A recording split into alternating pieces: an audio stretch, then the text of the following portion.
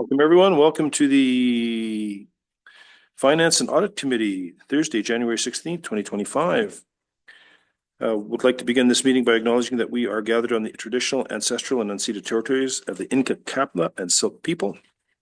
Any public input? Most likely not. Adoption of minutes, Finance and Audit Committee meetings, March 1st, 2022. Let's go back, way back. Recommendation that the minutes of the Finance and Audit Committee meeting held on March 1st, 2022 be adopted. Councillor.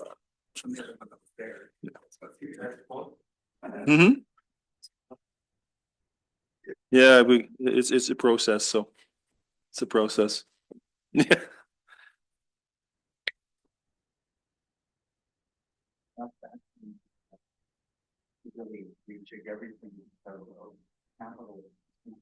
Councillor Ogan, Councillor Etchart, even though we weren't here for it. So all those in favor? Opposed? Carried. Delegations, recognitions, none, unfinished business, new business. We will move to. Come on, piece of paper. What are you doing to me here? There we go. 2025-2029 financial plan. Mr. Naknimi, Director of Finance and HR to present. Kevin, you're up. Thank you. Thank you, Your Worship, Council. The intention today, we've drafted material for upcoming open house and engagement with the public on the 2025-29 financial plan. So I want to walk through that material, get some feedback, and also if you can give some thought as to if that's a station that you, as a councillor, would like to represent at the open houses. We're looking to assign and pair up a member of council and a member of the senior leadership team. We have 4 stations that we're proposing. And so if you feel that material is best suited to an area that you're passionate about and engaging with the public on, if you can give us that feedback so we can build out that schedule.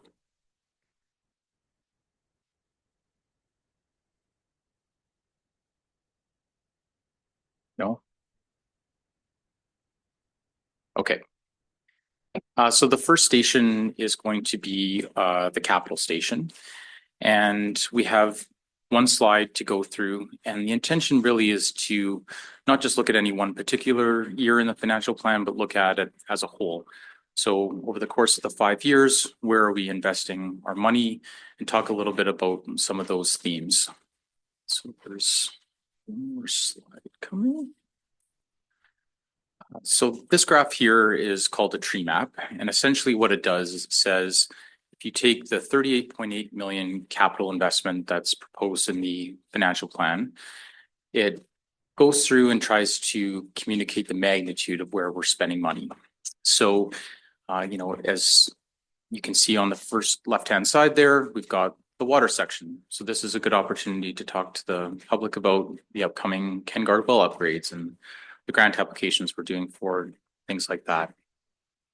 As we think about the fire department, we can talk a little bit about Engine 2 and some of those key elements of the capital program that are in the plan. So that's the intention, is to be able to communicate at a high level where we're prioritizing money on the capital side and pick some stories that we want to highlight for the public. Oh, see you. Okay. And I think this is really important because the feedback we got last year during the engagement was where people were very clear about core infrastructure, water, sewer, and transportation, and fire being the 4 big things. Mm-hmm. And so this is now an opportunity to kind of visualize that for them, that is where we're putting the most of our investment, is those things that people have previously identified as the most important parts. That was that matrix thing. Yeah. Okay. Yep. Dotmocracy. Thank you. Yes. So essentially, it's just going to be the one slide at the station, and then in our previously presented budget is the listing of that goes with all of the new capital requests and the write-ups.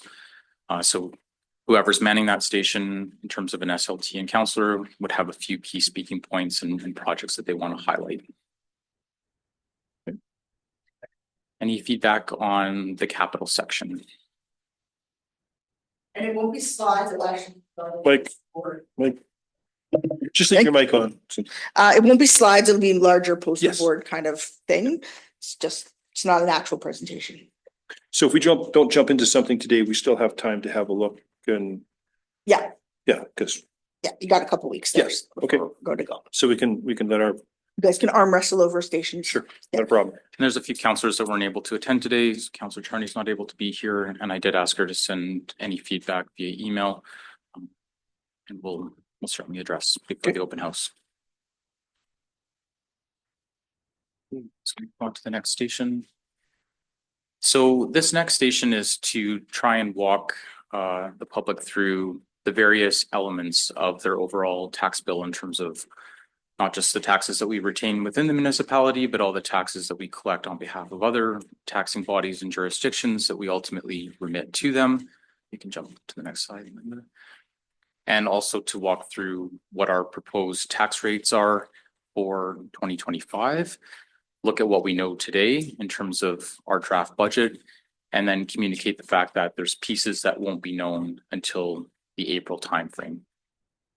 So on the left-hand side, what we've done is we've picked the average single family residence in Merritt. So for 2024, the average single home here was a couple dollars shy of $445,000. So we've used that to provide a summary of how their overall tax bill would have broken down. So if you take the 3,500, 55% is the municipal portion. We have parcel taxes, and then there's all the taxes that we ultimately collect and remit to other taxing jurisdictions. That same graph is paired for 2025 to communicate what we know today here in January in terms of a municipal increase up to 12%, has not been decisioned yet. Parcel taxes have been decisioned in a bylaw. Those are increasing 5% over a 3-year period. And then we also have transit that we know about in this small little sliver. School taxes, TNRD, hospital rates will all be set for April deadlines and ultimately on the tax bills come May, but we are not required to have that communicated to us at this point in the year. So we're going to focus on what we're ultimately retaining and decisioning within the municipality. So that's that third graph in terms of breaking down the monthly cost for an average single family home in Merritt at $445,000.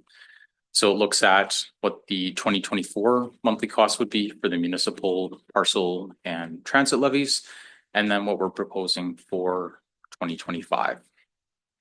And then the final graph on the right-hand side says of that municipal levy that we collect and have an average monthly cost for, where does that ultimately go in terms of the services that get provided?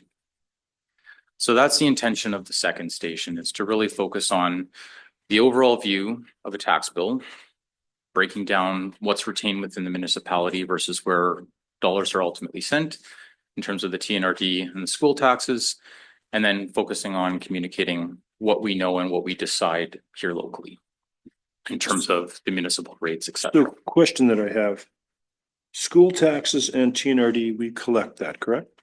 We do. Do we charge for that service? No. We are Why required. does the school not collect their own tax and go through their own system? Why do we have to do it for them? I mean, this is something that I've always wondered. It's standard nationally Is is that municipalities collect school tax and then they remit to the higher level of government. But I don't know why that was set up that way. But there's a cost to us for doing that, correct? They're gonna say there's not because we are already collecting taxation. Okay, just wondering, So ultimately now the province is processing the homeowner grants, and it's a net transaction between the municipality and the province between school taxes and the homeowner grants.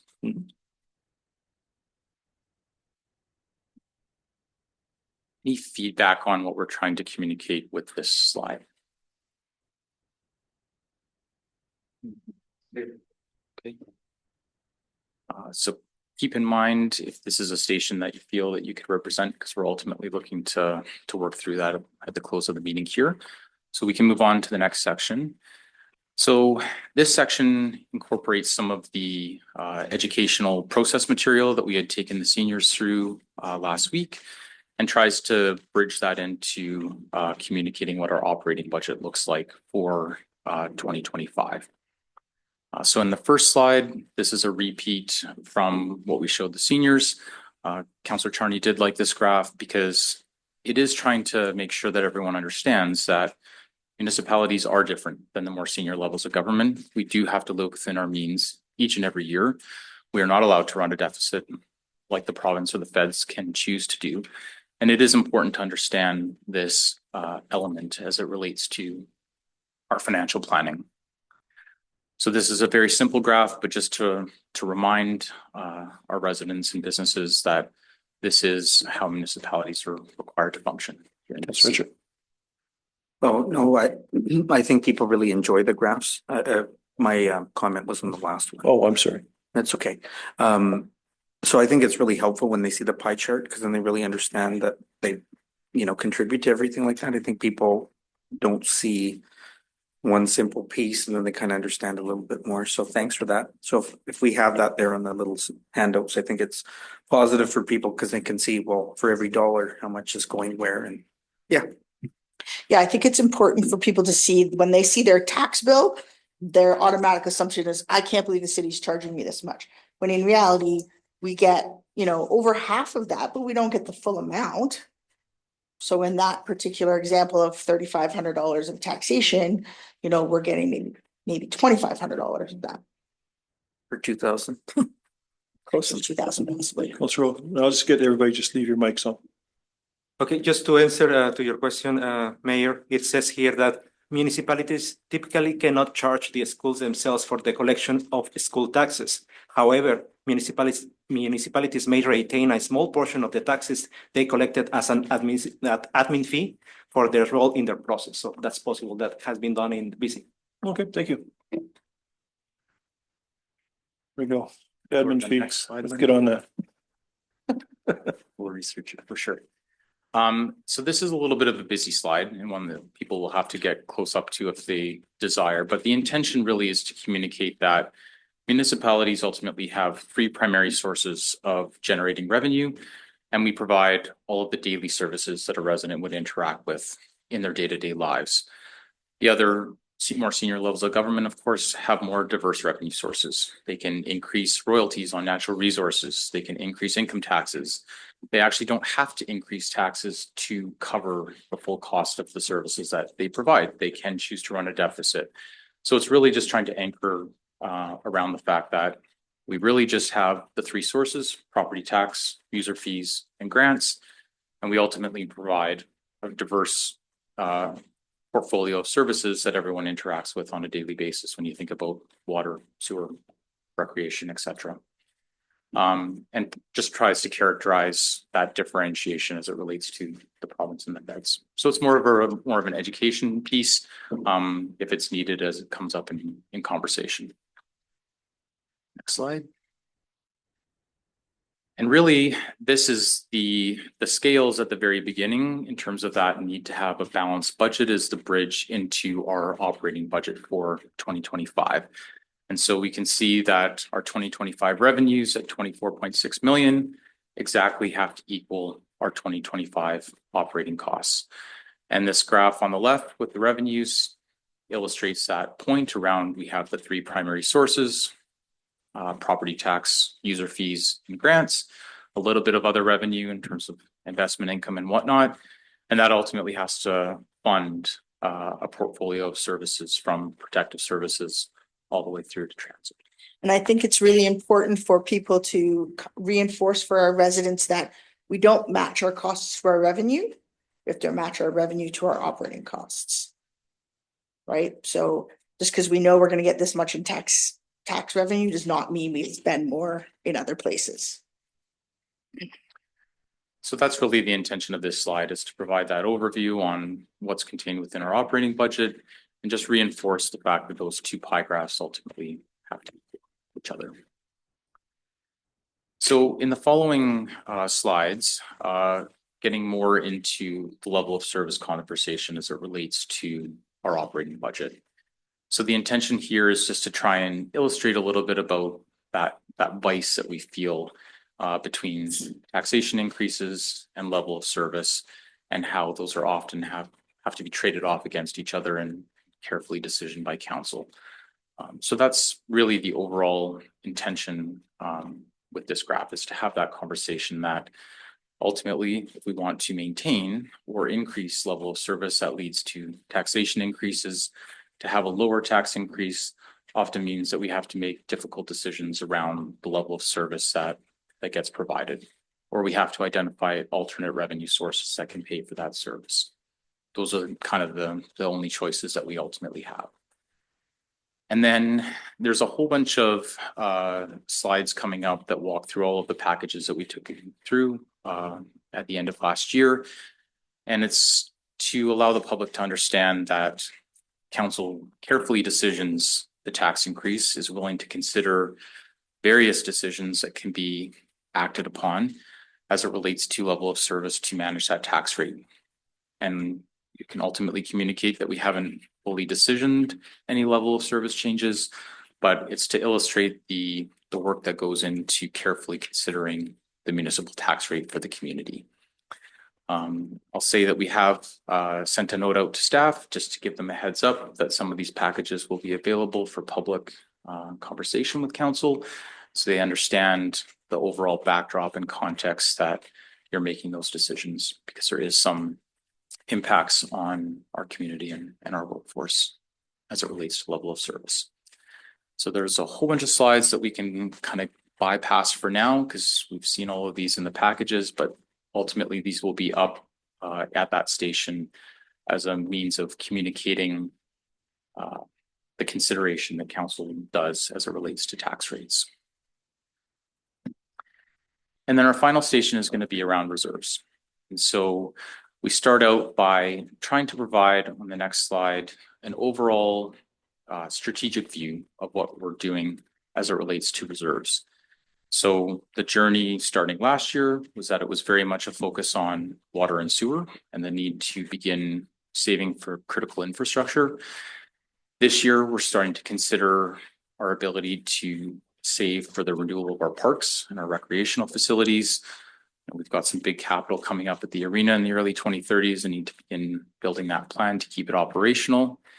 And then next year, the focus is likely to be around setting level of service for transportation. So what do we desire and what's the appropriate funding level as it relates to roads, sidewalks, bridges, etc. So that gives them that sense that we have a layered compounding approach. We're not trying to do it all in one year. It's a thoughtful consideration to how do we begin to increase our sustainability and our ability to fund future capital over time.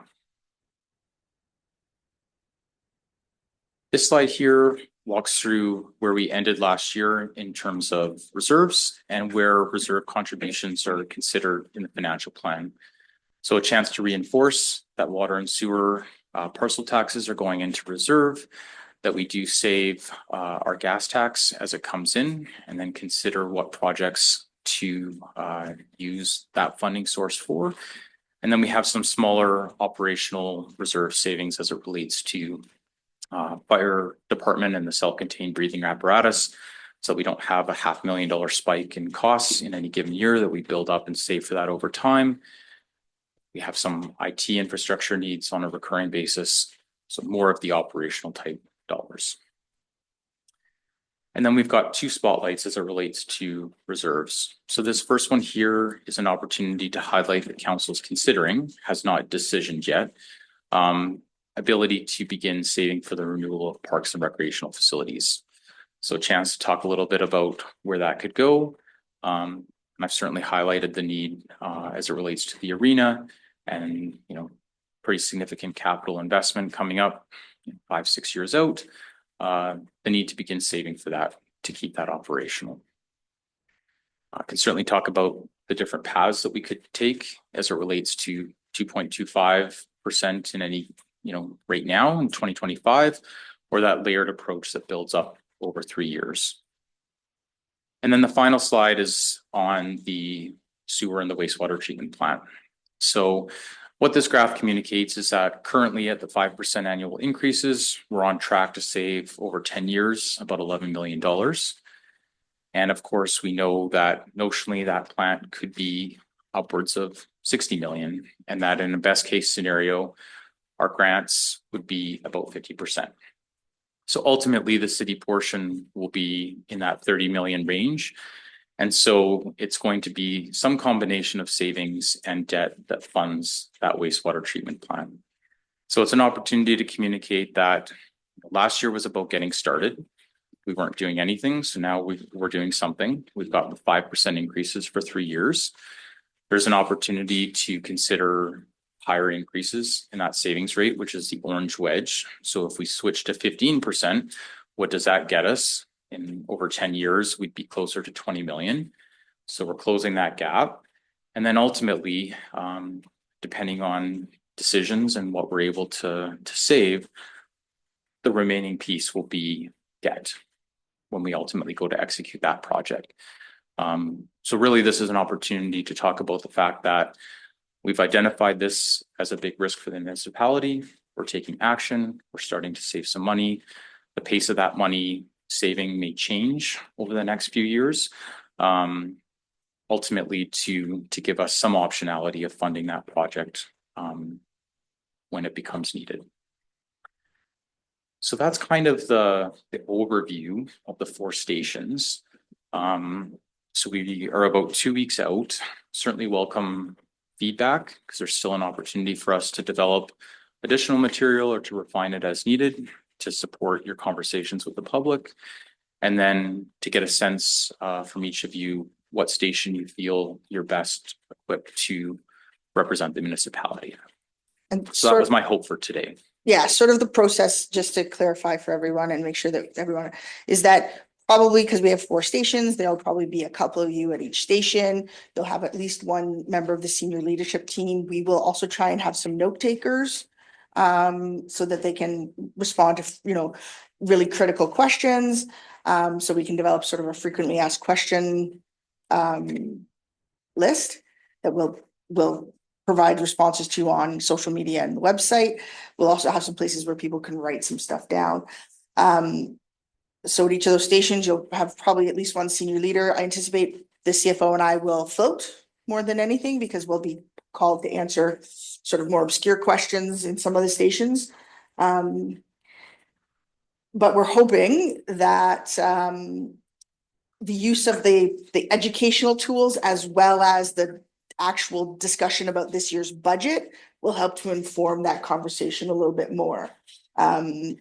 And for people to understand how this process has to work around, what our ability to save is, what our ability to generate revenue is, and how we're very different than the other levels of government. So,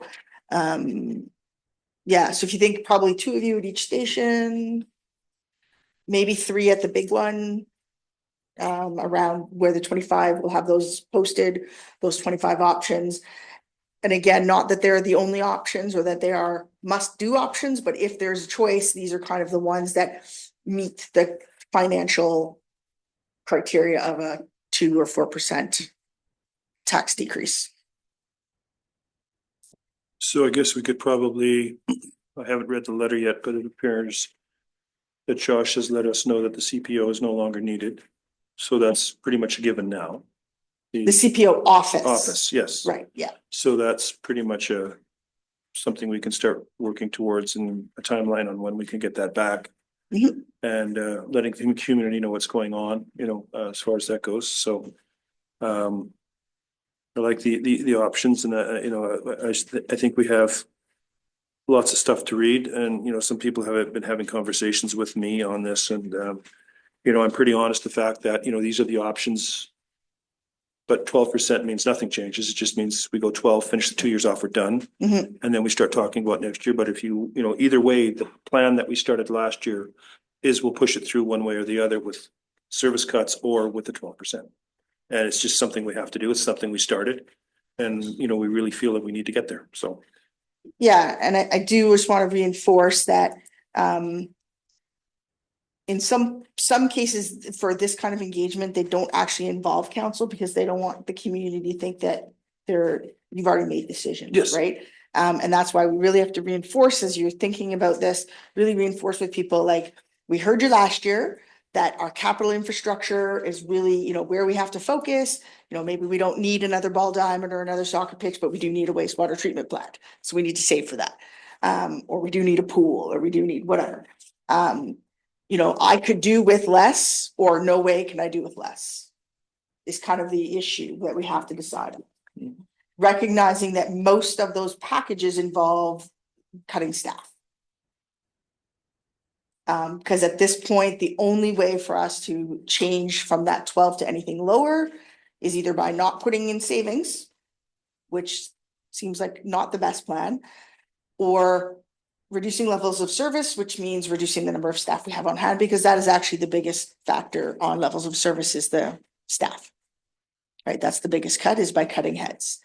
Also not something necessarily that we want to do, just FYI, not necessarily something that we do not advocate for that.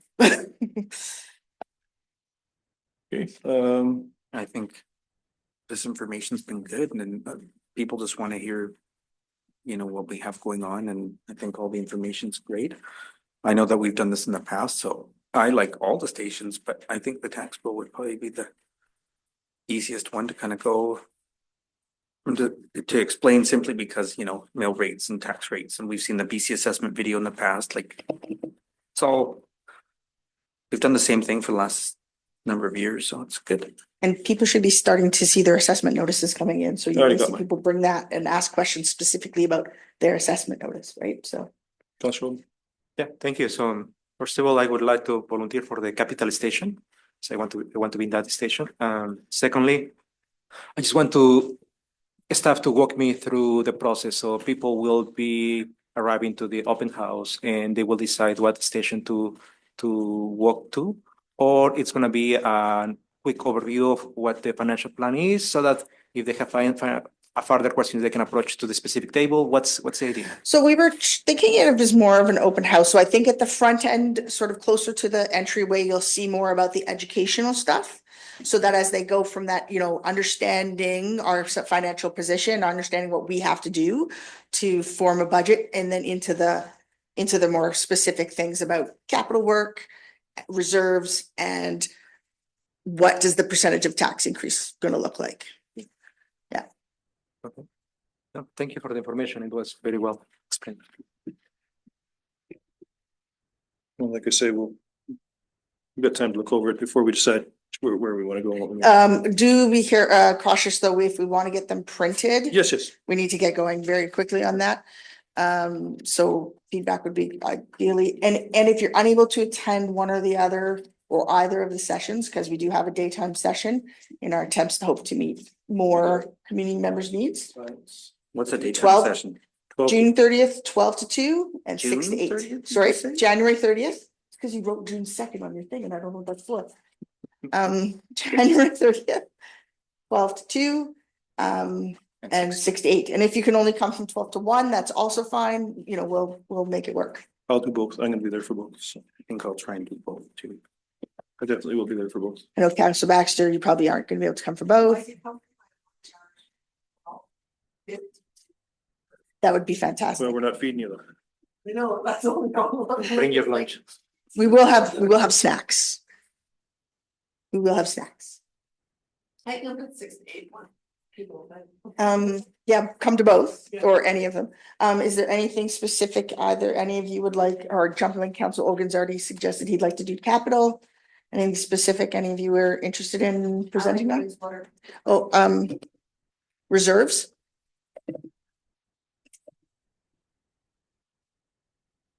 Well, that's under capital, It's isn't it? It's like, Wastewater treatment plant. I So- like that one. So you want to be sort of in the reserve section? Yeah.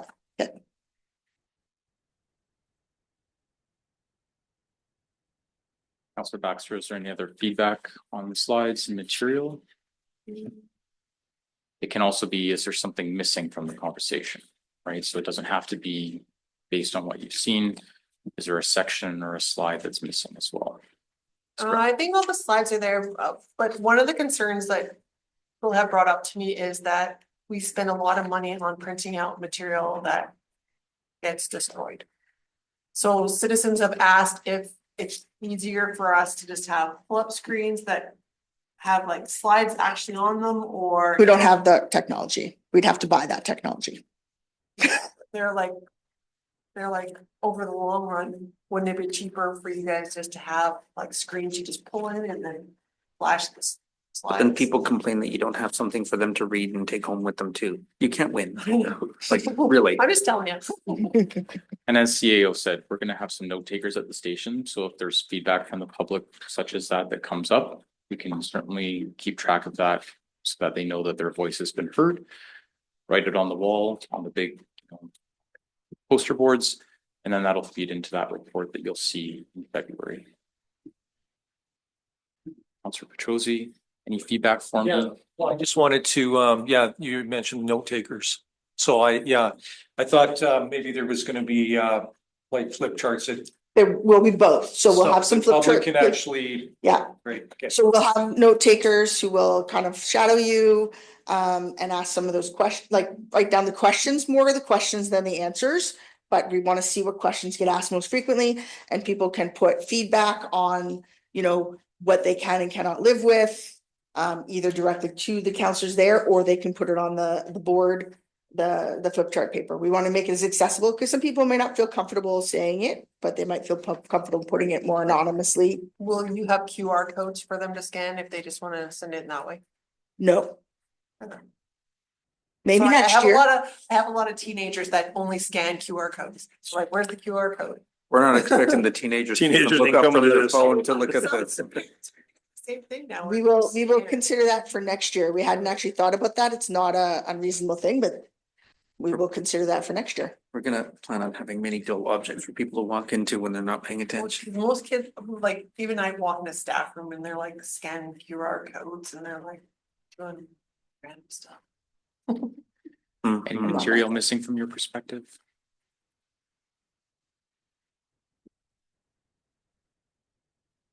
One more question, marketing. So what has been done to try to attract these citizens to this open house?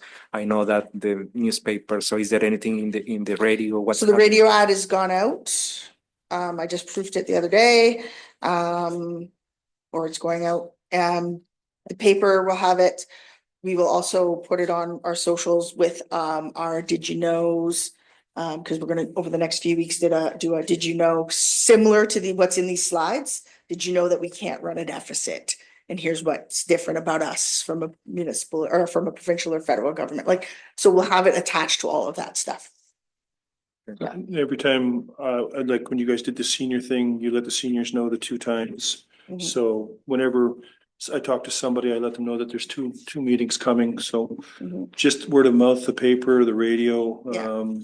And it'll be, part of that advertisement will be that this is the open house, but it's not the only opportunity. They can speak to council at any time as individual councilors.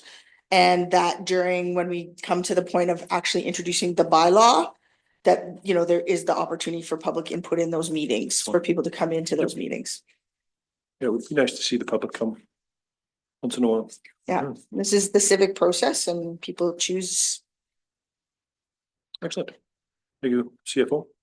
Thank you, CEO. Any other questions? No.